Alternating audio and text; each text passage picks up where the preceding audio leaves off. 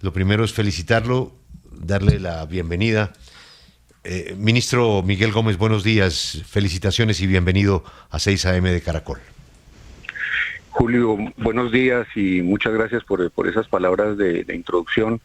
Es un placer estar con todo el equipo y naturalmente con la audiencia. Estoy a su servicio. Antes de las preguntas del chicharrón, como dice Alberto Casas, de la paella para 30 que le encargaron, ¿sabe que he estado pensando en su padre, en su tío, en su familia, pero mucho en su primo Mauricio? ¿Qué diría Mauricio Gómez hoy, no? De ver a su primo ministro de Hacienda. Interesante reflexión, ¿no? Sí, Julio, yo creo que me diría, uy, usted es brutísimo. Creo que me diría eso. Yo tenía con él una relación muy especial y pues me hace mucha falta porque era un tipo además, era un tipo que tenía unas cualidades extrañas, era de una timidez excesiva, pero al mismo tiempo de un humor absolutamente sobrado. Mauricio era un ser muy único. Y sí, pero estoy seguro que me habría dicho, pues usted cómo se mete en eso.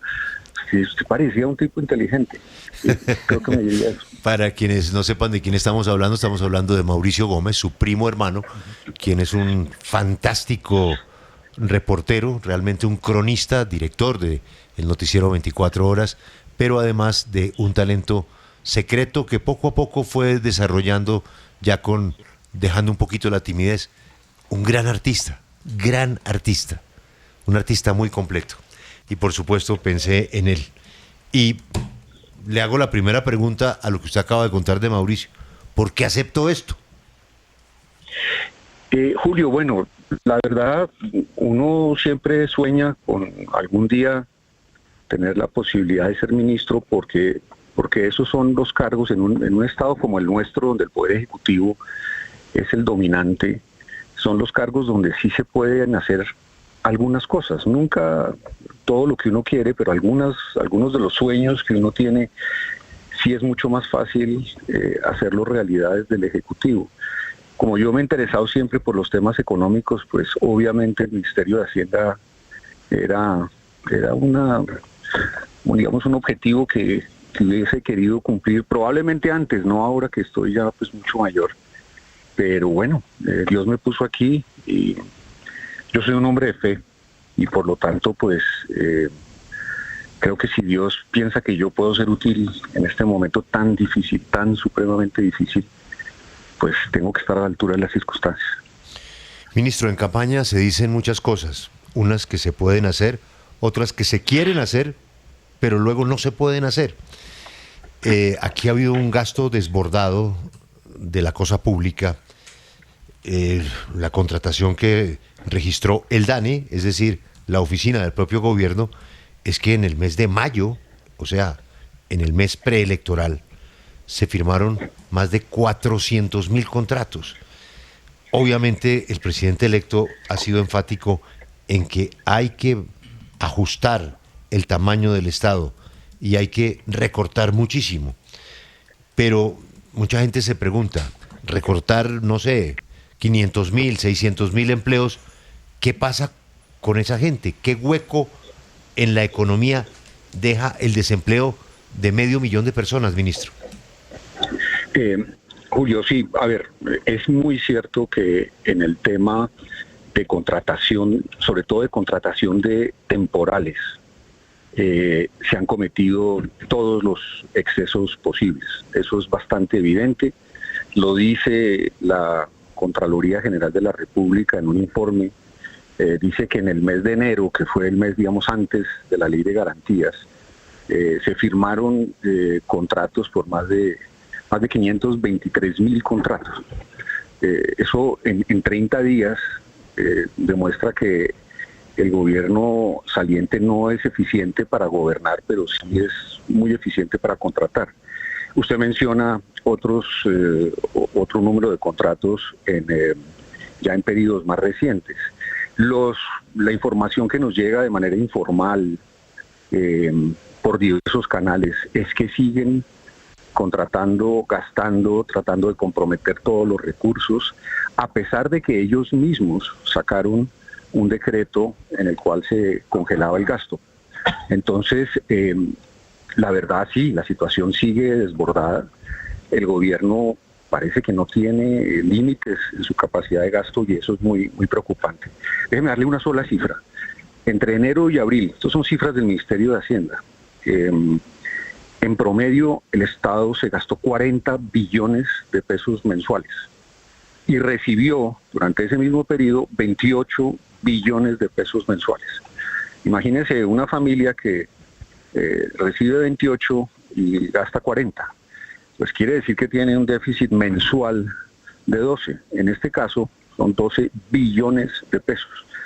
En ese mismo periodo el gobierno pagó 31 billones de pesos en intereses.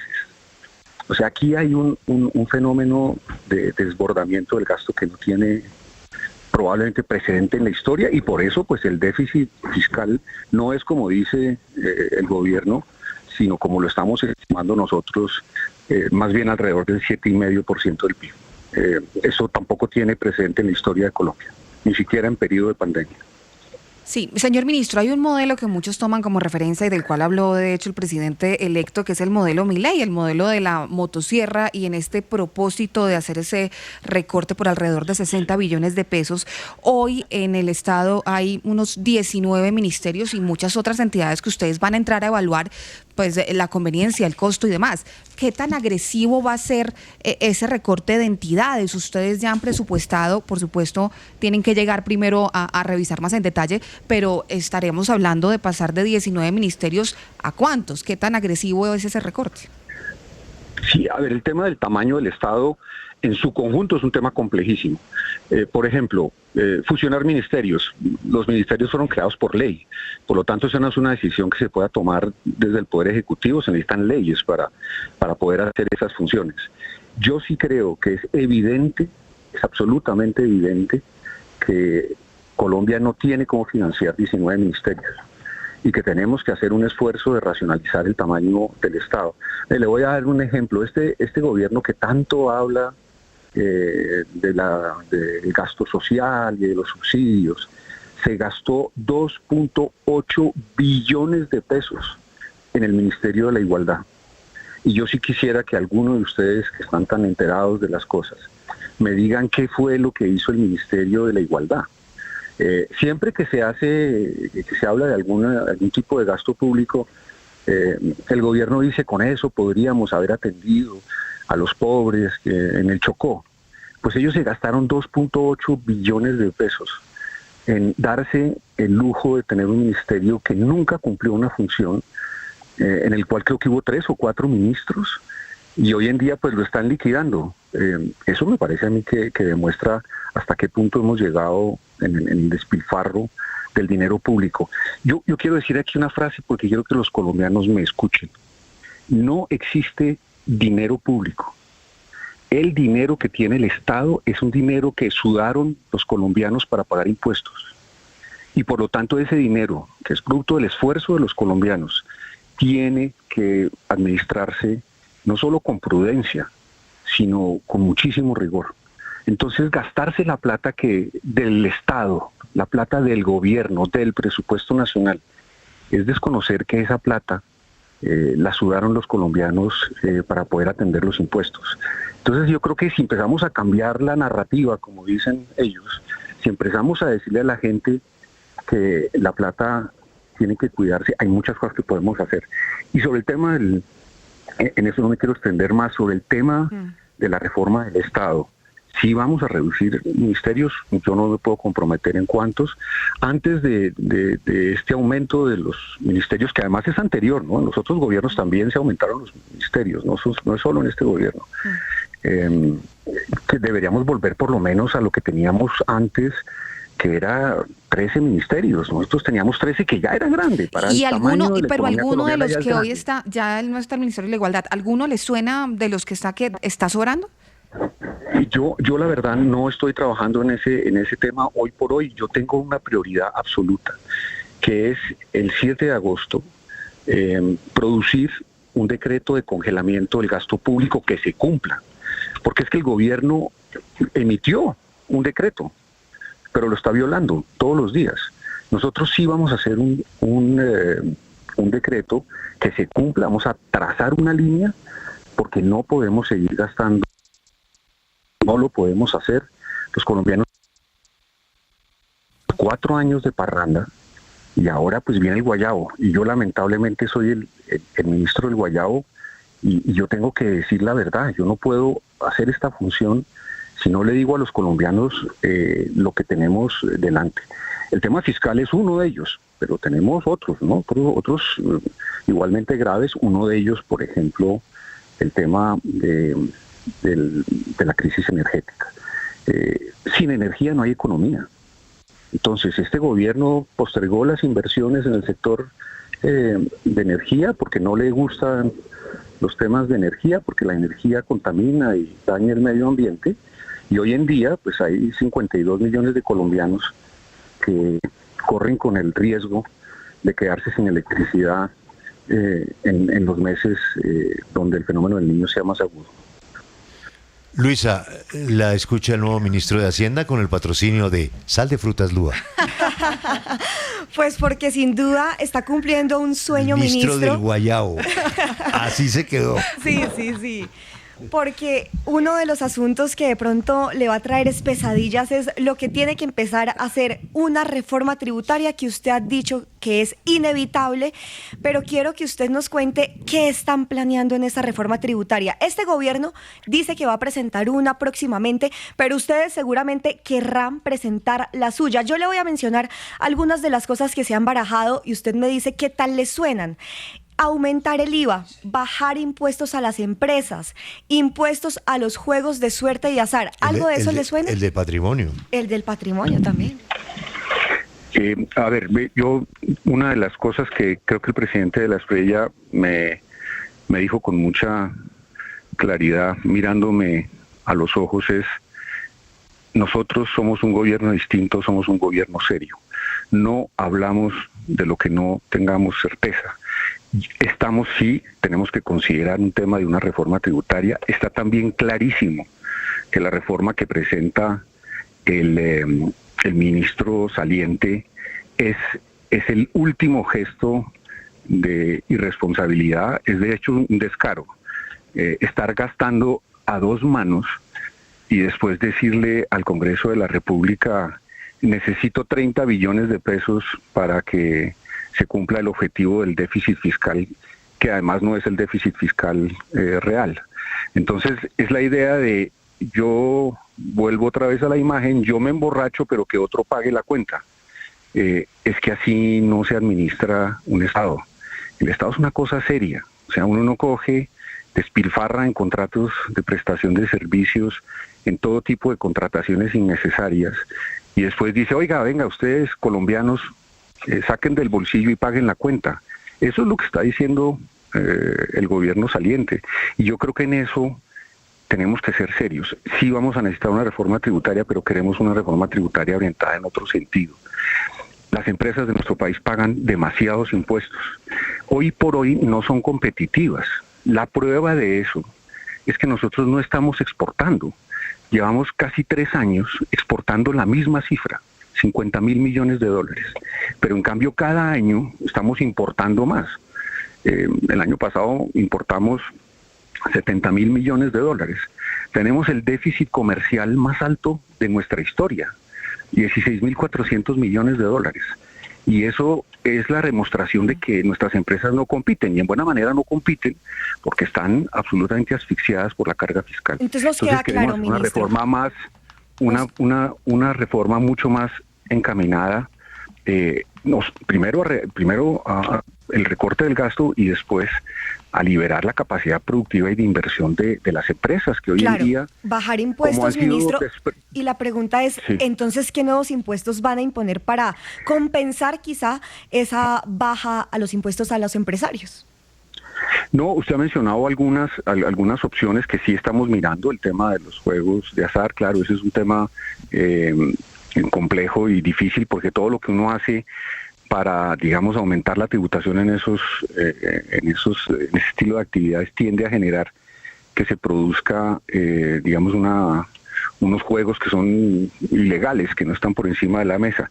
Pero yo no quiero contestar, yo le doy la respuesta general en la que estamos trabajando, pero yo no me voy a comprometer porque nosotros somos serios, nosotros no vamos a empezar a especular sobre temas mientras tenemos por lo menos ahora la prioridad de disminuir el gasto y luego de buscarnos unas fuentes adicionales de ingreso, cambiando de la estructura tributaria del país. Eso es un tema que hemos venido postergando, porque sí, se necesita gastarse el capital político. Lo que ha dicho el nuevo presidente es que él no está aquí para evadir los problemas, sino para enfrentarlos. Es la cosa muy colombiana de tiremos el problema para adelante y ya veremos qué hacemos. Por eso estamos donde estamos en una... Ministro complicada. designado. Entonces, denme un tiempito cuando yo tenga más información y cuando esté más seguro de las cifras, porque es que además no hemos podido llegar. Es que ese es el otro tema, que necesitamos hacer el empalme, que es la primera tarea, y vamos a ver cómo se resuelve esta primera fase, que es la de recibir el balance. Claro. Ministro, de pero lo que nos deja el gobierno saliente. sí, ministro, como dice Julio, todo lo que se diga aquí puede ser usado en su contra. Así que esta pregunta es clave. Este gobierno saliente le echó la culpa al anterior de que esto estaba quebradísimo y que le entregaron un hueco muy grande y le subió a la gasolina. Nos puso a todos una gasolina más alta, pero no le subió al diésel. ¿Usted cómo va a hacer con esa papa caliente? ¿Le va o no a subir a los combustibles, al diésel, por ejemplo, para seguir tapando ese huecote que hay ahí?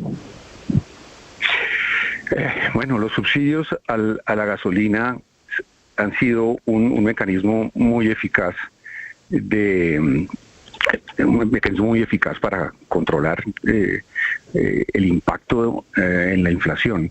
Piense que este es un país que se moviliza por tierra. O sea, nosotros no tenemos tren, a pesar de que se anunció un tren desde Buenaventura hasta el Caribe, nosotros no tenemos tren, y en la medida en que no tenemos tren, pues todo lo que movemos de carga pesada pues va por la tierra.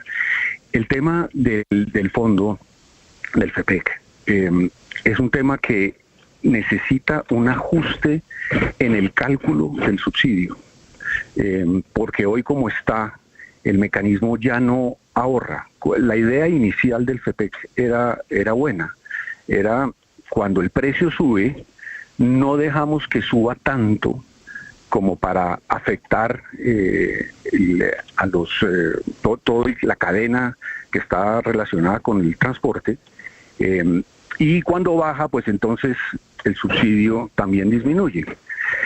Ese mecanismo lamentablemente lo modificaron y hoy en día no está cumpliendo ese efecto amortiguador.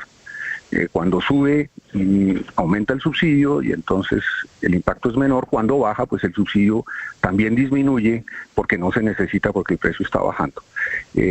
Lo que hay que corregir es la fórmula, y yo creo que eso se puede hacer.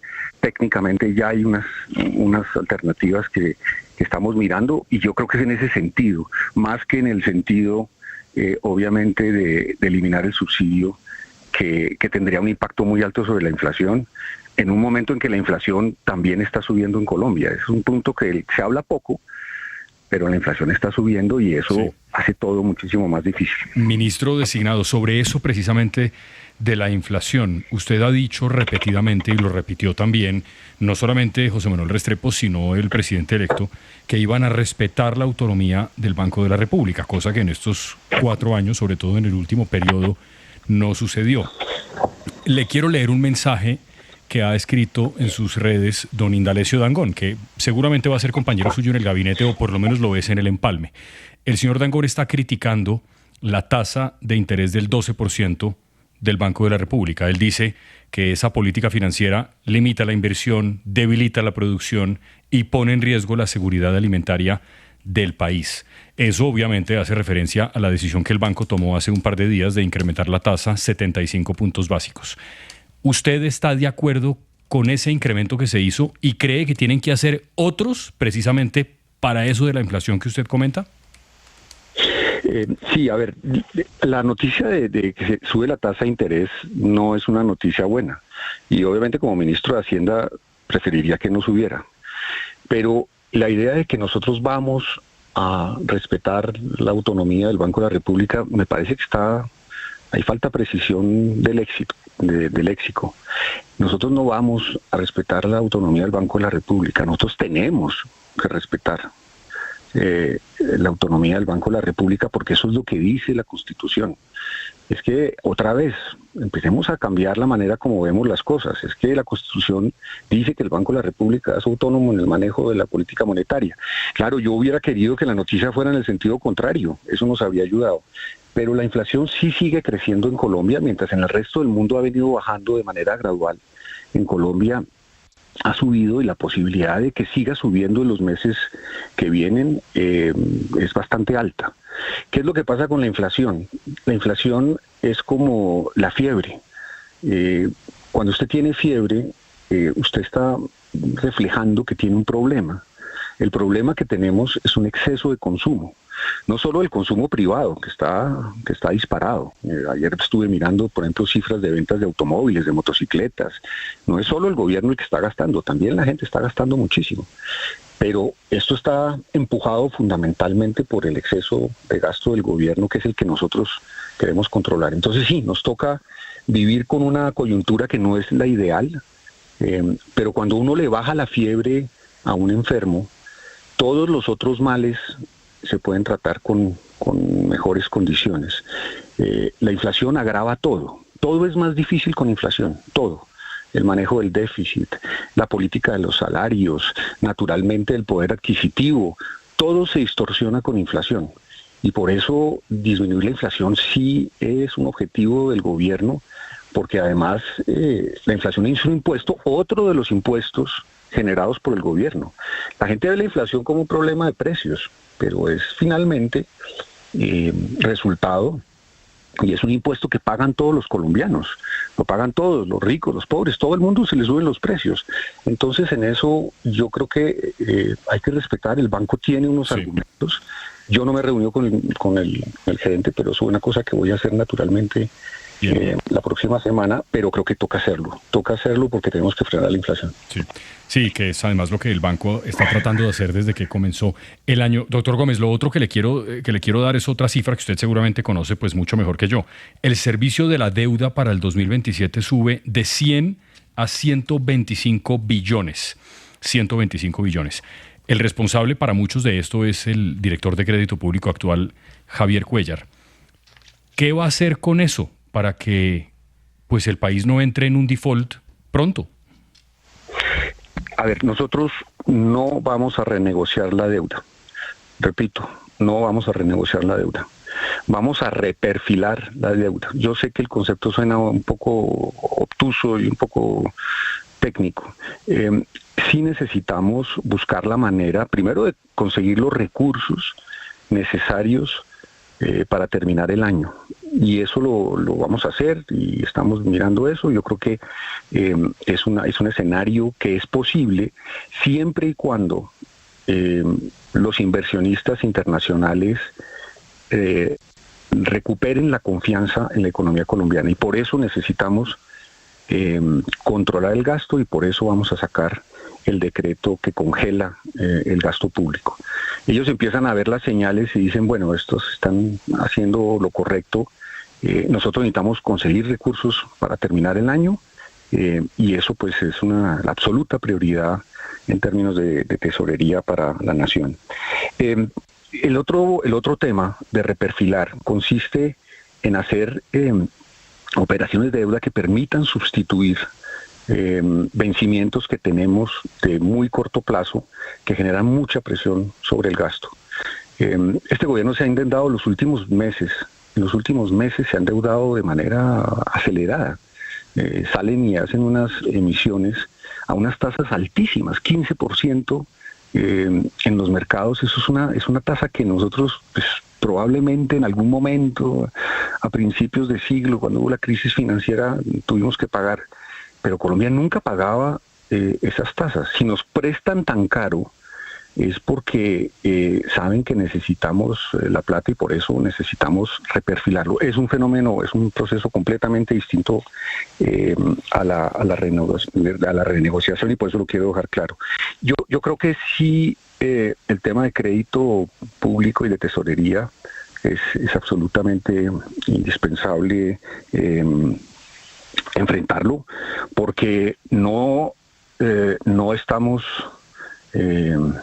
quebrados, pero si seguimos así, sí vamos a enfrentar un problema muy serio. Tenemos que cambiar de rumbo rápidamente. Ministro, y otro chicharrón que usted va a tener que enfrentar en los próximos meses es esa discusión del salario mínimo. Más o menos en 5 meses se va a tener que sentar con los sindicatos para analizar cómo va a ser el próximo salario mínimo, que ya vimos pues un incremento muy alto para este año y fue muy criticado por la oposición. Usted ha dicho, la inflación más o menos este año va a cerrar en 5,1% y por eso queremos saber, ¿usted qué cree que debería pasar con el salario mínimo el próximo año? Sí, los incrementos, si aumentar los salarios sacara a la gente de la pobreza y si aumentar los salarios hiciera a los países ricos, hace años que no habría pobres. Aumentar los salarios de manera desmedida aumenta los costos de la economía y por lo tanto disminuye por lo general las utilidades de las empresas por un lado, pero adicionalmente disminuye la capacidad que tiene la economía de crecer. Entonces aumentar los salarios tiene que ser siempre una medida de muchísima responsabilidad. El salario debe crecer en la medida en que crece la productividad. O sea, si cada vez utilizamos mejor nuestra maquinaria o nuestro conocimiento, nuestra organización de producción y podemos producir más, naturalmente podemos permitirnos aumentar los salarios. Pero en los últimos años la productividad en Colombia ha estado estancada. Y mientras tanto hemos subido el costo. Entonces, claro, al principio, como todo en economía, los efectos son benéficos, la gente tiene más dinero, gasta más, entonces empiezan a subir los precios y vemos lo que estamos observando hoy por hoy. Nosotros tenemos que volver a una política de salarios que sea racional, que proteja naturalmente el poder adquisitivo y sobre todo el poder adquisitivo de las personas de menores ingresos. Pero nosotros no podemos aumentar el salario mínimo 4 o 5 veces por encima de la inflación, como se hizo de manera populista en el año 2025 para este año. El impacto no se ve inmediatamente, pero se va a ver, porque la economía ha perdido competitividad y cada vez estamos siendo menos competitivos con respecto a los demás países del mundo.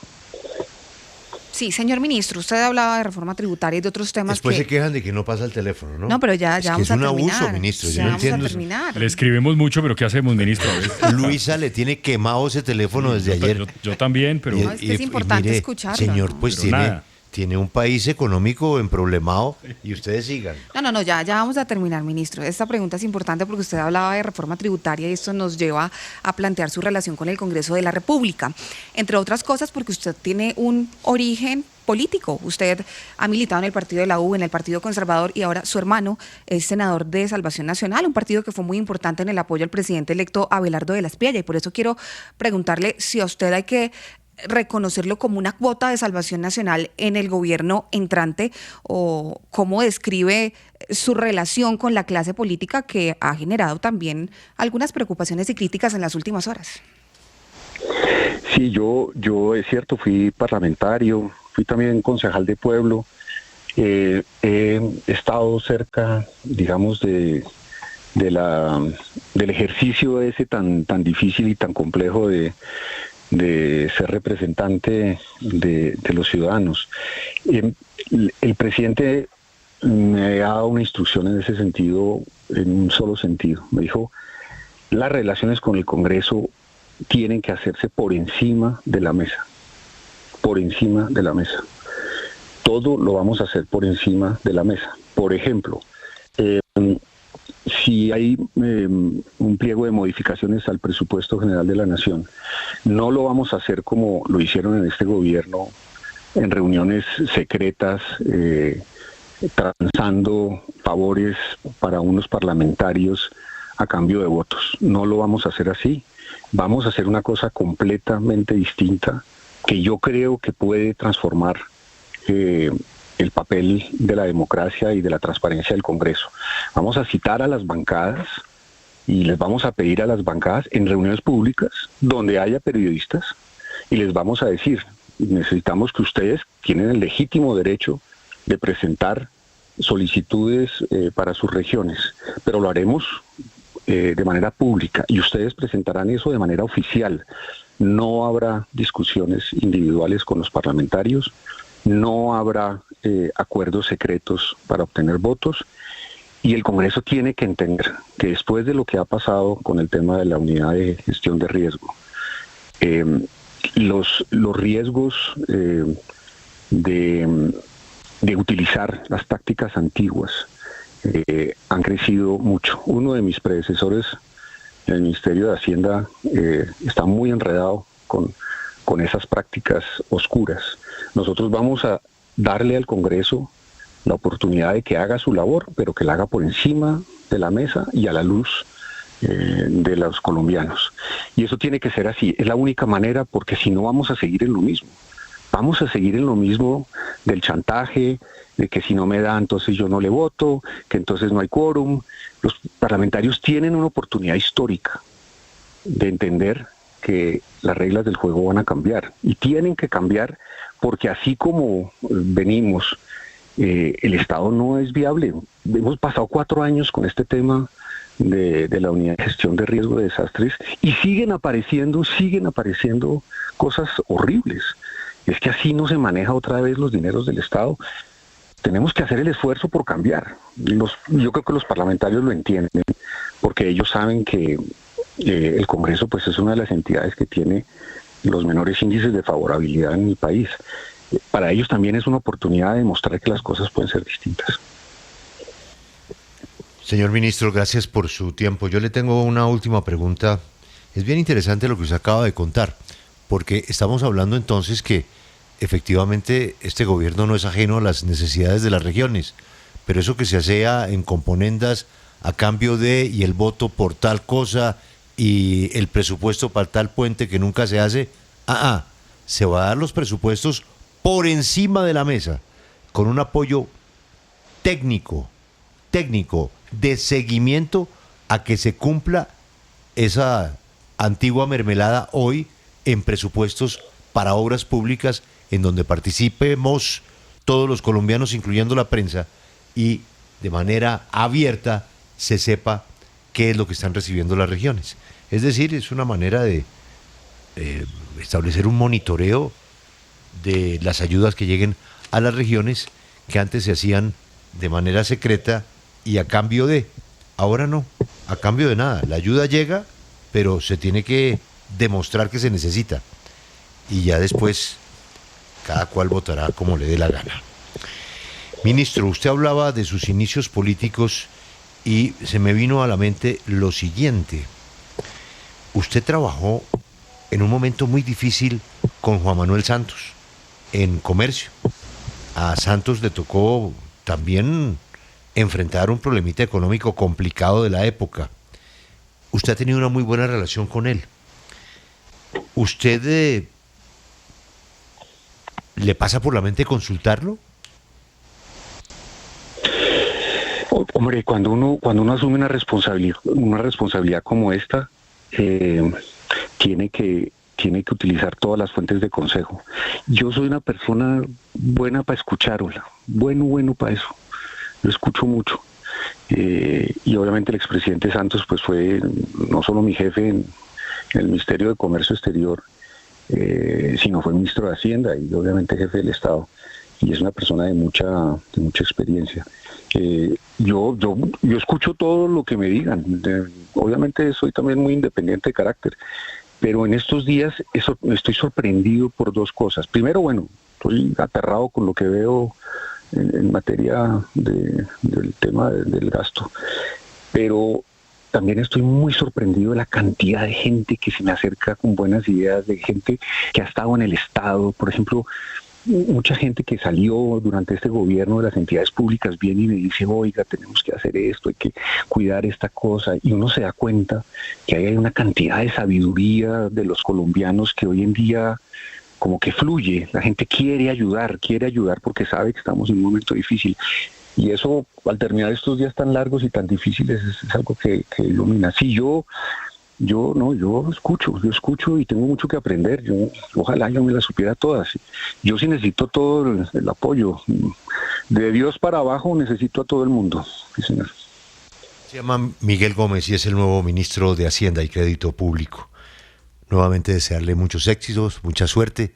Y sabe lo que estábamos hablando aquí mientras que lo escuchábamos. Usted es un ministro de Hacienda al que le entendemos. Uy, sí. Sí. Ministros de Hacienda no se les entiende muy fácil porque son muy técnicos. Sí, no es para estudiantes de maestría de Pero economía. además es un tema que nos importa a todos y No, hay sí, que hablarlo con claridad. Está muy bien que la gente lo pueda Sobre comprender. todo lo que más entendemos es la parte del guayabo, ¿no? Ministro, muchos éxitos. Gracias por su tiempo y prepárese a que Luisa lo va a desesperar. Bueno, yo le voy a tener paciencia a Luisa. Gracias. Porque ya la tuve cuando estaba en Fasecolda y sí, bueno, pero las canas las tengo casi todas, entonces no hay mucho más por hacer en ese campo. Gracias, buen día para todos. Éxitos, ministro. Son las 6:40.